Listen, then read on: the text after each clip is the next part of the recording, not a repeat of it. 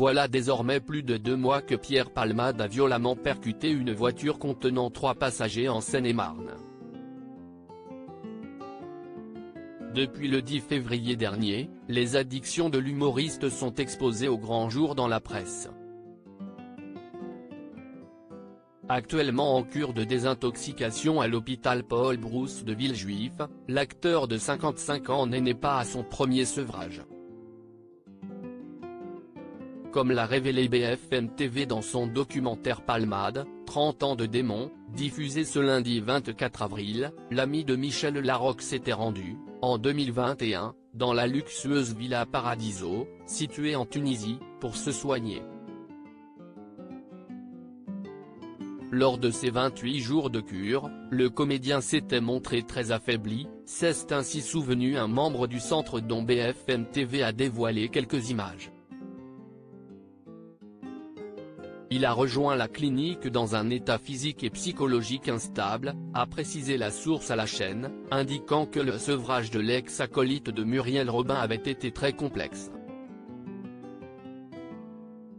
Des signes de manque intense avaient rendu compliqué le séjour de Pierre Palmade car il refusait de parler à l'équipe médicale.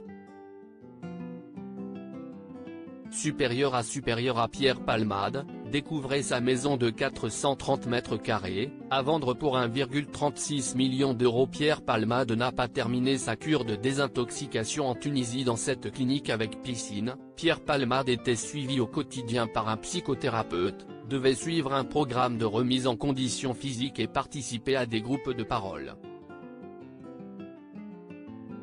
Malgré sa chambre spacieuse avec vue sur mer et un encadrement professionnel bienveillant, l'auteur d'Il Saïm n'aurait pas réussi à surmonter le manque de stupéfiants.